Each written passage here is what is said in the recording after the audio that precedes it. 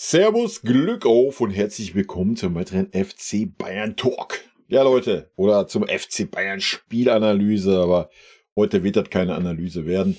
Ja, zum Spiel in Münster gegen Preußen Münster in der ersten DFB-Pokalrunde. Nachholspiel. Ja. Ich werde mir heute eine Benotung der Spieler schenken. Ich werde so ein, zwei Spieler etwas positiv herausheben, ein, zwei etwas negativ. Aber ohne da groß jetzt auf irgendeine Bewertung oder sonst was einzugehen. Ich fühle das heute nicht. Das hatte für mich heute absolut nichts mit dem Pokalspiel zu tun. Das war eher so der Status Freundschaftsspiel. Super Enttäuschung Preußen Münster. Ja, dritte Liga, gerade Aufsteiger. Aber die haben ja von der ersten Minute an nicht überhaupt nur an eine kleine Sensation geglaubt und nach dem 1:0 erst recht nicht mehr. Also da war keinerlei Gegenwehr, keinerlei Kampf, keinerlei Biss zu sehen. Also klar haben wir es auch ordentlich gemacht, so, gar keine Frage, ja. Wir haben die richtige Einstellung mitgebracht, das war auch alles okay. Aber ja, mal abgesehen vom Publikum hat das relativ wenig heute mit dem Pokalspiel zu tun gehabt. Also meinem Empfinden nach, ja. Tut mir leid für Münster. Ich wohne 40 Kilometer entfernt von Münster. Aber das war gar nichts. Ne? Da war kein Glaube daran, dass man irgendwo eine Sensation schaffen kann. Ich meine, wir haben heute ohne gelernten Innenverteidiger gespielt. Also wenn nicht dann, wann dann? Ja. Und da war keinerlei Glaube da, keinerlei Zweikampfstärke, rein gar nichts. Also ja, jetzt könnt ihr bekommen, Klassenunterschied, dritte Liga, Aufsteiger und so weiter. Ja, das klar, natürlich. Gar keine Frage. Logisch, aber ich denke, es haben auch schon ganz andere Viertligisten sogar gegen Bundesligisten gezeigt, was mit einer richtigen Einstellung und so weiter möglich ist. Ja. Klar muss der Gegner dann natürlich auch mitspielen. Wie gesagt, wir hatten heute die richtige Einstellung und so weiter, alles gut. Aber es stand auch lange Zeit nur 1:0, ja. Und ja, da war keinerlei Aufbäumen, keinerlei Pokalfeeling oder so da. War ein bisschen schade. Ich habe eigentlich ein bisschen mehr einen Fight erwartet, ein bisschen mehr Heißblütigkeit, ein bisschen mehr, dass wir gefordert werden oder so. Natürlich im Hinblick auf Samstag, ja, das perfekte Spiel. Ne? Ich denke, wir haben heute mit 50% da ein bisschen rumgeeiert. Harry Kane wurde gar nicht gebraucht. Sané für 10 Minuten da ein bisschen rumgeeiert. Ja, ich denke, das perfekte Spiel dafür und ich habe leider was anderes erwartet, deswegen bin ich persönlich ein bisschen enttäuscht. Aber darum geht's ja nicht. Ne? Gut, schmeißen wir mal einen Blick in die Statistiken. Ja, Ballbesitz 71:7. Ja, gut. Wahrscheinlich wären es 80 gewesen, wenn wir nicht die letzte Viertelstunde noch so ein bisschen den Ball Münster überlassen hätten. Abseitsstellung 1:3, Fouls 6:7, Zweikämpfe, ja, 42:58. Also Schüsse aufs Tor 3:9, Schüsse insgesamt 11:26, Ecken 3:11, angekommene Pässe 216:677, Flanken 8:20. Wobei ich mich da immer frage, was zählt alles zu einer Flanke, Alter. Schüsse insgesamt, Tell 2, Musiala 2, Schuppu 2, Torschuss, Vorlagen, Goretzka 1, Kimmich 1, Saar 1. Ich würde das erste Tor schon Tell zuschreiben, auch wenn da nochmal ein kleiner Abfälscher Ping-Pong dabei war. Gewonnene Zweikämpfe, Musiala 8, Mazraoui 7, Leimer 6, Ballkontakte 147, Goretzka 139, Mazraoui 78, Kimmich. Ja, den Rest können wir uns schenken. Zum Spiel, ja. Also selbst die 9 Minuten, wo es nur 0 stand, hat man nicht das Gefühl gehabt, dass Münster auch nur im geringsten daran glaubt, irgendwie eine Sensation zu schaffen oder irgendwie den Willen auszustrahlen, das Ding mal lange irgendwie bei 0:0 zu halten. Und spätestens mit dem 1:0 war der Drops gelutscht. Ja. Meiner Meinung nach. Wir haben dann das Nötigste gemacht, was man machen muss, ohne super zu verausgaben oder sonst was. Ja, ich könnte jetzt jeden einzelnen Spieler durchgehen. Ich könnte wieder anfangen, dass Kimmich nicht auf seiner Position war, dass selbst gegen Münster da eine Riesenlücke war, zweimal und so weiter und so fort. Aber wie gesagt, das schenke ich mir heute. Das Ganze hatte heute für mich einen Freundschaftsspielcharakter. Wir haben das Nötigste getan, was zu tun war. Wir haben 14-0 gewonnen, also drauf geschissen. Ja. Man muss das auch mal nicht überstrapazieren.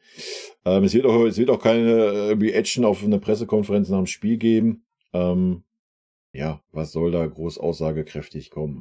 Rein gar nichts. Ich meine, wir können es einmal so ein bisschen durchgehen, ohne irgendwelche Noten zu verteilen, weil ich tue mich da heute super schwer. Wie soll ich die Spieler bewerten bei diesem Gegner? Also ganz, ganz wild. Daniel Peretz vielleicht mal. Hat mir sehr gut gefallen. Hat natürlich nichts zu tun gehabt, ja. Ja, er hat mal 3 Schüsse aufs Tor gekriegt, die er abwehren konnte. Aber das war ja jetzt nicht irgendwie mal eine Chance oder sowas, ja. Was mir sehr gut gefallen hat, waren die Anweisungen geben, auch das Mitspielen, aber wie gesagt, auch das Anweisungen geben, ja. Das Anzeigen, das Coachen von hinten hat mir sehr gut gefallen. Lob und Anerkennung dafür.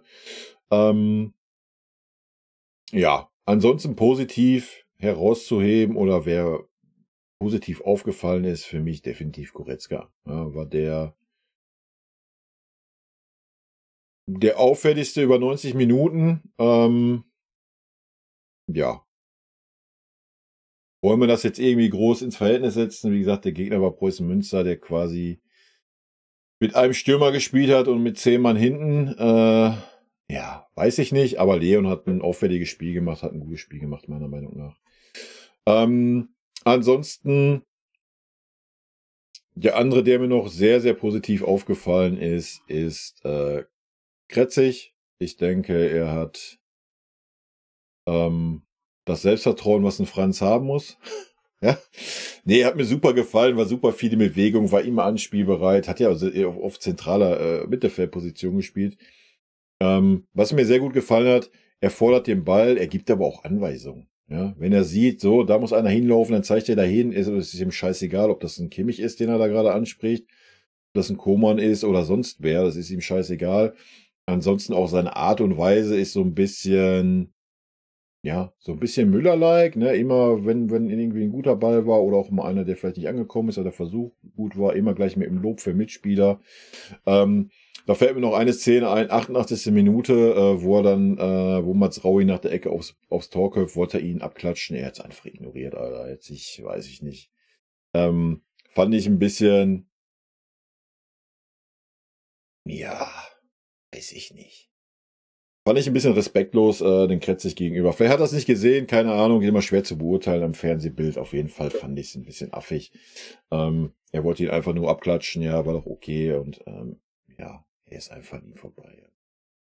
Weiß ich nicht, ob das so die Art und Weise ist. Aber nochmal, vielleicht hat er es einfach nicht gesehen oder keine Ahnung. Nee, Kretzig hat mir super, super gefallen, ja. Also dieses Selbstverständnis, keine Angst zu haben, gleich im Spiel, wie ich schon sagte, immer angeboten, ja, immer on fire auch, immer versucht, was zu machen, auch immer gepresst und Gas gegeben. Hat mir sehr gut gefallen.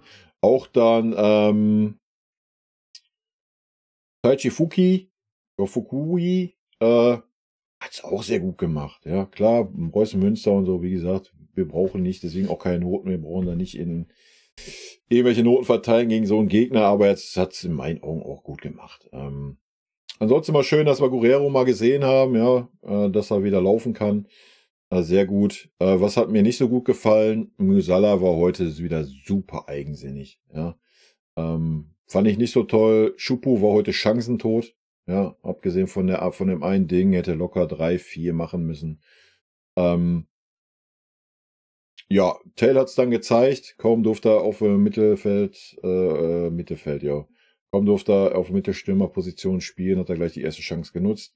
Hat mich sehr gefreut, weil er hing sonst sehr viel in der Luft. Er hat keine Bälle gekriegt, stand halt außen, war auch nichts groß mit in die Mitte ziehen oder sowas. Von daher hat's mich sehr gefreut. Und ja, natürlich, dass Kretzig das Tor noch gemacht hat, hat mich auch sehr gefreut. Ansonsten Bouna Sarr,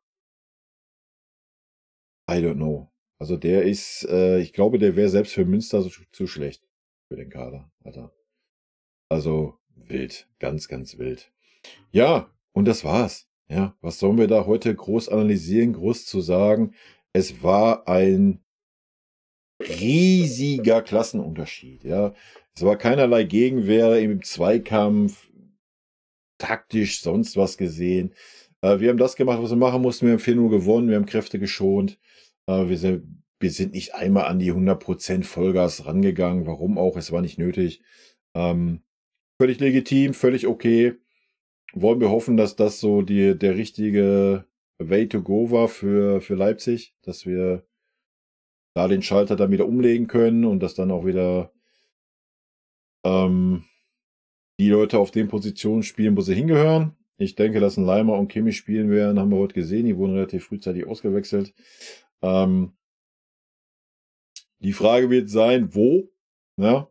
Und die Frage wird sein, welche Innenverteidiger sind fit für das Spiel gegen Leipzig. Wobei ich davon ausgehe, dass gerade bei Opa und Minjay das wirklich absolute Risikominimierung war. Was sollen die jetzt in so einem Spiel da jetzt hinten da rumstehen sollen? Ja? Also, ich meine, Goretzka und Nuss waren teilweise 15, 20 Meter in der gegnerischen Hälfte als Innenverteidiger. Ja. Und unser Außenverteidiger, ich weiß gar nicht, wann wir überhaupt mal in einer Viererkettenformation standen. Ja, so die letzte Viertelstunde vielleicht, wo wir den Münsteraner ein bisschen den Ball überlassen haben. Aber ansonsten waren das nur die beiden hinten. Ja.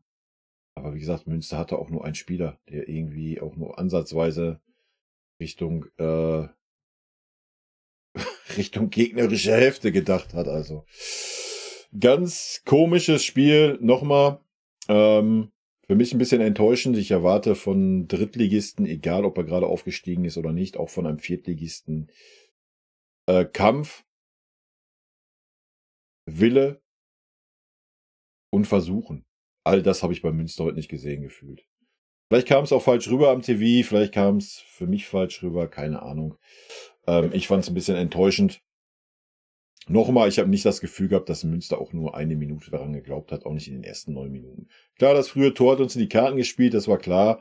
Aber es stand auch lange Zeit da nur 0-1. Ja? Und trotzdem hat man nicht irgendwas versucht. Oder auch dann 0-2.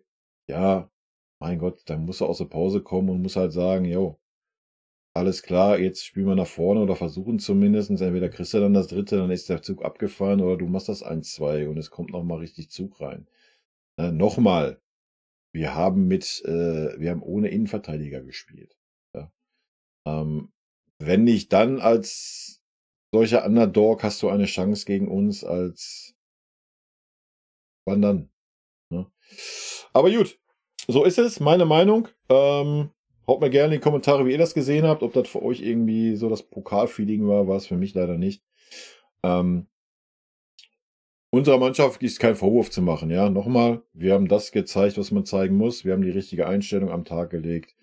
Wir sind nicht ansatzweise an die Leistungsgrenze gegangen, was völlig okay ist im Hinblick auf das Spiel am Samstag. Und ja, ich hoffe, dass das so der richtige Way to go war und dass wir dann am Samstag ein ordentliches Spiel sehen. Und in diesem Sinne bin ich raus, Leute. Ich wünsche euch eine gute Restwoche und wir hören uns am Freitag oder am Freitagabend, wenn es dann die Pressekonferenz zum Leipzig-Spiel gibt und wenn wir dann erfahren, wer denn alles so fit ist und wer nicht so fit ist. In diesem Sinne, rot-weiße Grüße. Tschüssi.